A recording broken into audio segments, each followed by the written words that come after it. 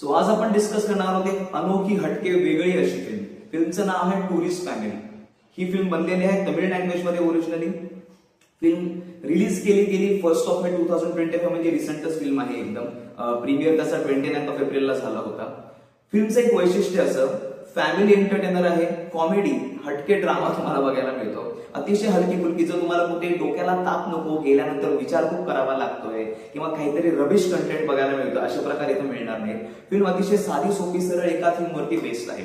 कोविड-19 ची वेव्ह जेव्हा पूर्ण जगाला हिट करते त्याचा परिणाम श्रीलंकेवरती पण नक्कीच झाला. त्यामुळे श्रीलंकन तमिळ फॅमिली ज्यांना तिथे इकॉनॉमिक क्रायसिसला सामोरं जावं लागतं तिथून ते इंडियामध्ये येण्याचा निर्णय घेतात. इंडियामध्ये त्यावेळी येणं अर्थातच एकदम सोपं नव्हतं. आल्यानंतर त्यांना पोलिसांच्या सगळ्या प्रकारांना किंवा पोलिसांमार्फत होणाऱ्या चौकशांना, त्यानंतर ते जिथे शिफ्ट होत आहेत तिथे ते कशा पद्धतीने लपून छपून राहत आहेत. पण लपून छपून राहताना त्यावेळी त्यांना हा पण एक प्रकार लक्षात येतो की आजूबाजूची लोक त्यांना इझिली ऍक्सेप्ट करत नाहीत, कारण त्या व्यक्तींच्या बोलण्यामध्ये तुम्हाला एक तमिळ जो बोलण्याचा आहे त्यांची लँग्वेज ती श्रीलंकन थोडासा फ्लेवर असते, म्हणजे श्रीलंकन तमिळ ते बोलतायत. त्यामुळे लोकांना थोडंसं पहिल्यांदा त्या लोकांना आपलंसं करायला त्रासदायक होतं.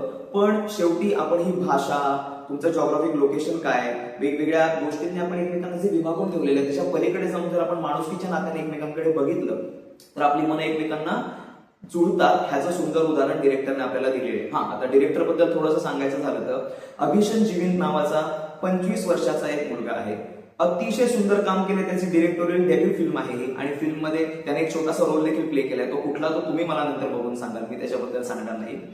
फिल्म बद्दल सांगायचं झालं तर फिल्मचं बजेट आहे फक्त 7 कोटी रुपये. 7 करोड मध्ये सुंदर पिक्चर त्यांनी बनवलेला आहे आणि त्याचा प्रॉफिट अप्रॉक्सिमेटली म्हटलं जाते वर्ल्ड वाईड 90 करोड. जर तुम्ही कॅल्क्युलेट कराल तर 1200% प्रॉफिट ह्याच्यामध्ये बघायला मिळतो आणि वर्थ आहे बॉस. त्याच्यामध्ये काही वेगळं तुम्हाला ऑड वाटणार नाही. असं कसं उगाच नाव झालं फिल्मचं. खूप सुंदर मेसेजेस दिलेले आहेत. तो माणूस जेव्हा त्याच्या नेबरहुड मध्ये लोकांना छोट्या छोट्या गोष्टींमध्ये, जरी तो श्रीलंकेहून आला तरी हा कसं प्रत्येक गोष्टीमध्ये स्वतःचं एक योगदान देत आहे as a society, as a community member. तो कशा पद्धतीने प्रत्येकाच्या अडीअडचणींमध्ये, एक वेळ तुम्ही सुखामध्ये दुसऱ्याच्या सामील नसाल तर ठीक आहे, पण दुःखामध्ये जेव्हा तुम्ही त्याच व्यक्तीच्या शेजारी उभे असता तो व्यक्ती तुम्हाला आयुष्यात कधी विसरत नाही.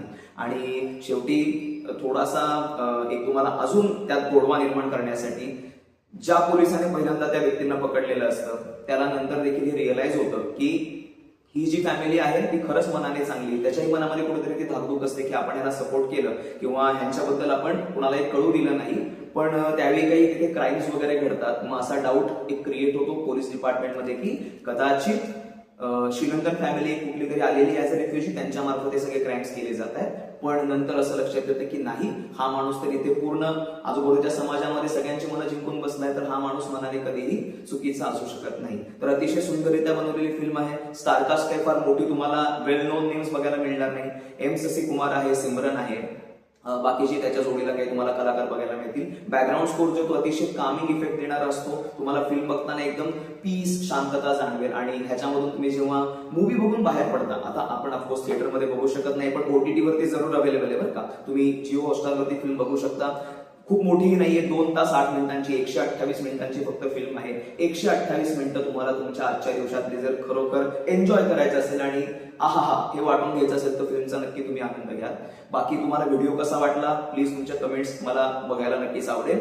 पुढच्या वेळी भेटूयात अजून एका वेगळ्या हटके, अनोख्या आणि मन तुमचं प्रसन्न करणाऱ्या फिल्म सोबत. तोपर्यंत धन्यवाद.